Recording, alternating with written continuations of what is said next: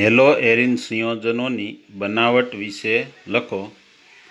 Aryl હેલાઇડોને alkyl હેલાઇડોની રીતે બનાવી શકાતા નથી, કારણ કે આલ્કોહોલના COH કરતાં ફિનોલમાં COH બંધ મજબૂત હોવાથી આ શક્ય નથી. એટલે કે આલ્કોહોલ તરીકે જો ઇથેનોલ CH3CH2OH માં કાર્બન અને OHનો બંધ તોડવો સરળ છે, પણ ફિનોલમાં એટલે કે બેન્ઝીન સાથેનો કાર્બન સાથે જોડાયેલો OH બંધ લંબાઈ ટૂંકી હોવાથી તેને તોડવો મુશ્કેલ છે. એટલે એરાઇલ હેલાઇડ જે છે તે આ રીતથી બનાવી શકાતા નથી. તેમાં પ્રક્રિયા જોઈએ. એરિનની SE2 એરોમેટિક પ્રક્રિયાથી એરાઇલ હેલાઇડની બનાવટ. SE એટલે ઇલિમિનેશન અને S એટલે substitution reaction. Elimination substitution reaction ઉપર 2 આપેલું છે. એનો અર્થ તેવો થાય કે દ્વિઆણવીય કેન્દ્ર અનુરાગી પ્રક્રિયા. તો તેમાં તેની રીત જોઈએ. એરિન સંયોજનોની આયન અથવા આયન ક્લોરાઇડ, જેમાં કૌંસમાં 3 આપેલા છે, જે રોમન અંકમાં આપેલા છે, તે આયનનો ઓક્સિડેશન આંક દર્શાવે છે. જેવા લુઈસ એસિડ ઉદ્દીપકની હાજરીમાં ક્લોરિન Cl2 અને બ્રોમિન Br2 સાથે પ્રક્રિયા કરવાથી અનુક્રમે એરાઇલ ક્લોરાઇડ અને એરાઇલ બ્રોમાઇડ બને છે. ક્રિયાવિધિ જોઈએ તો આ પ્રક્રિયા ઇલેક્ટ્રોન અનુરાગી વિસ્થાપન એરોમેટિક પ્રકારે થાય છે. ઇલેક્ટ્રોન અનુરાગી, ઇલેક્ટ્રોન ગુમાવે તે ઇલેક્ટ્રોન અનુરાગી અને ઇલેક્ટ્રોન મેળવે તેને આપણે કેન્દ્ર અનુરાગી કહીએ છીએ. પ્રક્રિયામાં ઉદ્દીપક લુઈસ એસિડ ઇલેક્ટ્રોન અનુરાગી, જે ઇલેક્ટ્રોનનું દાન કરે છે તે લુઈસ એસિડ અને જે ઇલેક્ટ્રોન મેળવે તે લુઈસ બેઝ કહેવામાં આવે છે. અહીંયા પ્રક્રિયામાં X તરીકે ક્લોરિન અને બ્રોમિન લઈશું.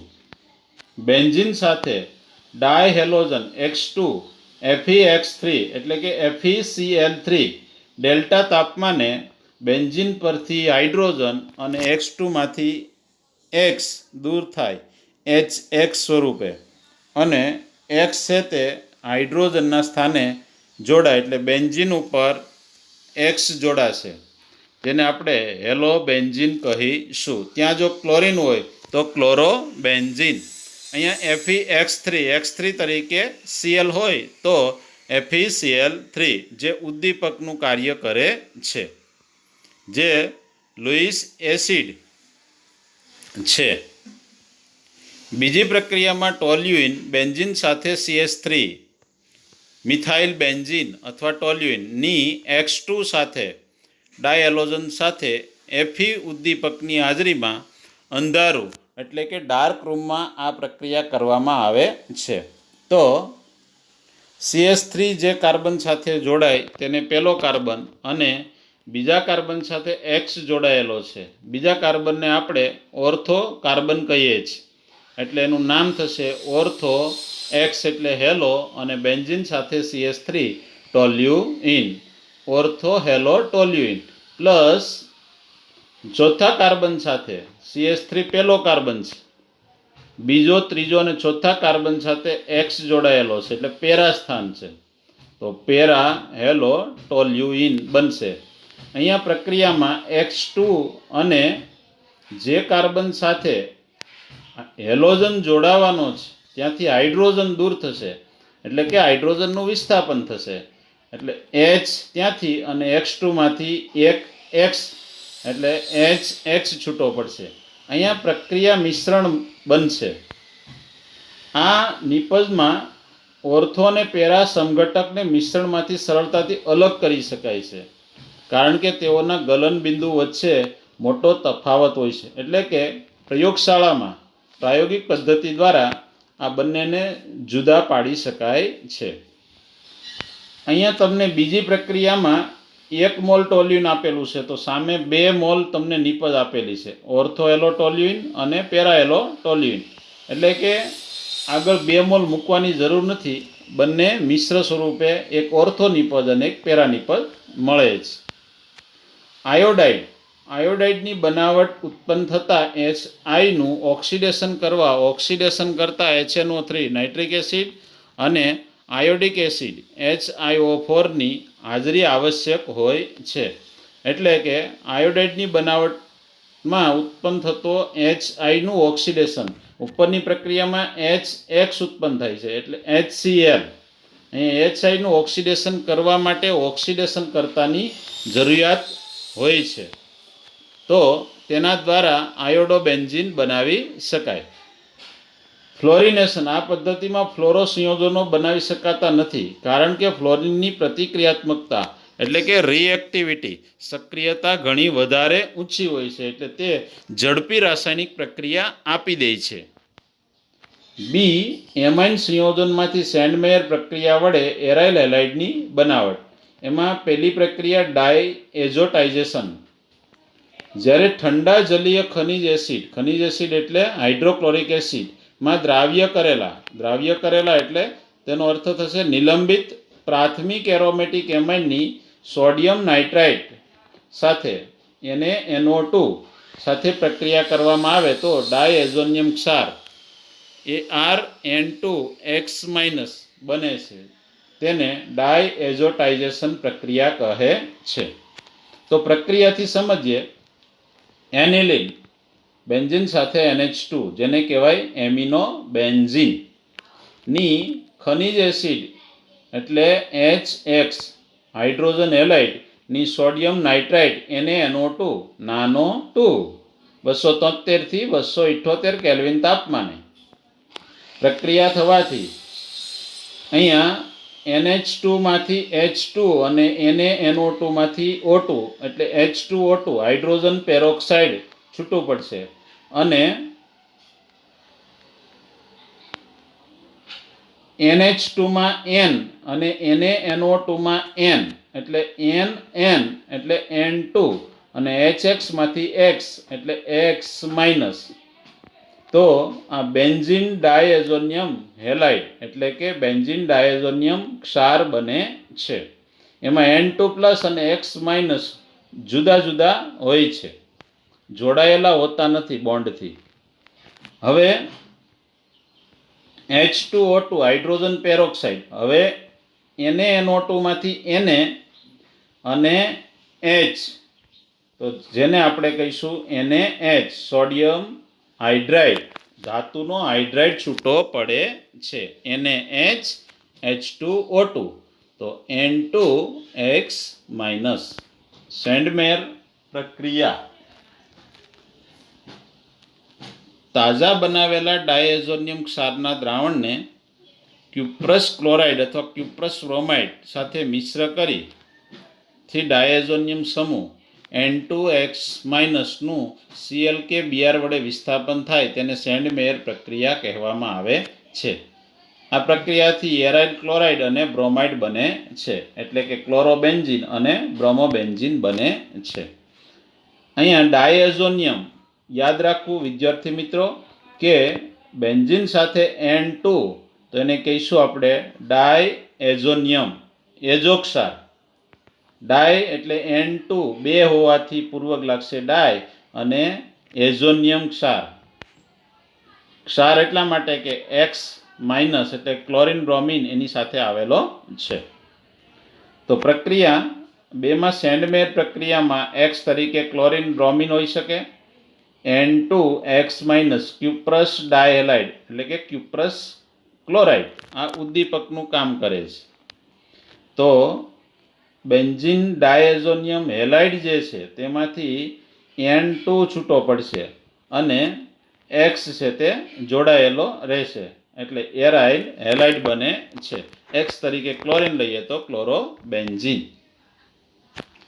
પ્રક્રિયા 3 ની અંદર આયોડાઇડની બનાવટ. આયોડાઇડ બનાવવા સેન્ડમેર પ્રક્રિયાની જેમ ક્યુપ્રસ આયોડાઇડની જરૂર નથી પડતી.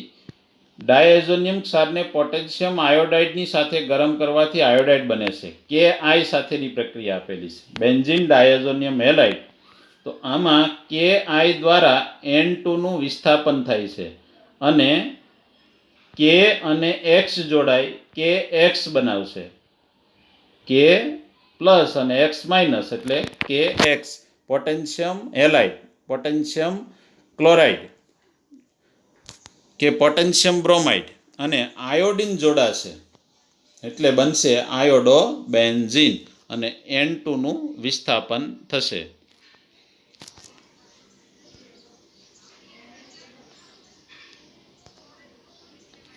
નીચે દર્શાવેલી પ્રક્રિયાઓની નિપજો લખો.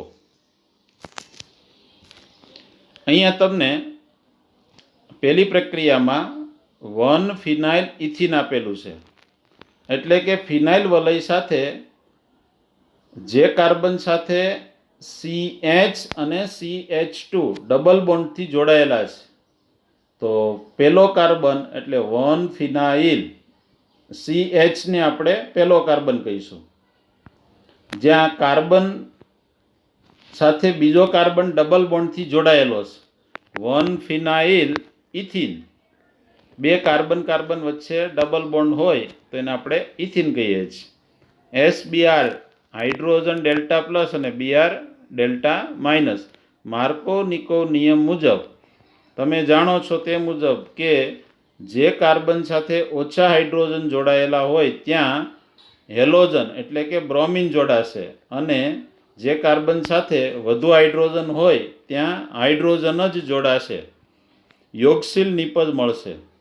ઉમેરો થઈને મળતી નિપજ જેને આપણે યોગશીલ નિપજ કહીએ છીએ. તો અહીંયા બ્રોમિન જે કાર્બન સાથે જોડાયેલો છે નિપજમાં તેને પહેલો કાર્બન એટલે 1 બ્રોમો અને પહેલા કાર્બન સાથે બેન્ઝીન એટલે કે ફિનાઇલ જોડાયેલું છે, તો 1 ફિનાઇલ અને 2 કાર્બન એટલે ઇથેન, એટલે Br જે કાર્બન સાથે જોડાય તેની બાજુના કાર્બન સાથે હાઇડ્રોજન જોડાશે, એટલે 2 હાઇડ્રોજન હતા તો ત્યાં 3 હાઇડ્રોજન થશે અને CH હતું ત્યાં બ્રોમિન જોડાશે. 1 બ્રોમો 1 ફિનાઇલ ઇથેન. તે જ રીતે બીજી પ્રક્રિયામાં CH3 CH2 CH double bond CH2, અહીંયા 4 કાર્બનની શૃંખલા અને પહેલા કાર્બન સાથે ડબલ બોન્ડ એટલે બ્યુટ 1 ઇન અથવા 1 બ્યુટીન થશે. જે ભૂલ છે તેમાં સૂત્રમાં જે નામ આપવામાં આવેલું છે એમાં બ્યુટીન 1 આપેલું છે, પણ તેવું નહીં, બ્યુટ 1 ઇન અથવા 1 બ્યુટીન એની HCl સાથે પ્રક્રિયા, હાઇડ્રોક્લોરિક એસિડ સાથે પ્રક્રિયા, તો માર્કો-નિકોવ યોગશીલ પ્રક્રિયા થઈ અને ઓછા હાઇડ્રોજન ધરાવતો કાર્બન એટલે કે બીજો કાર્બન ત્યાં Cl જોડાશે અને CH2 પાસે H જોડાશે, એટલે બીજા કાર્બન સાથે ક્લોરીન જોડાતો હોવાથી 2 ક્લોરો અને 4 કાર્બન એટલે બ્યુટેન મુખ્ય નિપજ બનશે. ત્રીજી પ્રક્રિયામાં બેન્ઝીન સાથે CH2 CH double bond CH2, તેમાં પેરોક્સાઇડ એન્ટી માર્કો-નિકોવ નિયમ મુજબ, તો એન્ટી માર્કો-નિકોવ નિયમની વિરુદ્ધ થશે. તમે જાણો છો કે વધુ હાઇડ્રોજન ધરાવતો કાર્બન એટલે CH2 કાર્બન પહેલો ત્યાં બ્રોમિન જોડાશે અને ઓછા હાઇડ્રોજન ધરાવતા કાર્બન સાથે હાઇડ્રોજન જોડાશે. અહીંયા બેન્ઝીન સાથે 3 ફિનાઇલ પ્રોપીન, જમણી બાજુથી CH2 double bond CH CH2, જમણી બાજુથી પહેલો બીજો અને ત્રીજો ક્રમ આપીએ તો ત્રીજા CH2 સાથે ફિનાઇલ વલય જોડાયેલું છે એટલે તેનું નામ થશે 3 phenyl propene. 3 carbon double bond છે propene, HBr H plus delta Br delta minus. Anti Markovnikov નિયમ મુજબ CH2 CH છે ત્યાં H ઉમેરાશે એટલે CH2 અને CH2 પાસે Br એટલે CH2 Br. આમ નિપજનું નામ થશે, જમણી બાજુથી બ્રોમિન જોડાયેલો છે કાર્બન સાથે, 1 બ્રોમો 3 ફિનાઇલ 3 કાર્બનની શૃંખલા પ્રોપેન.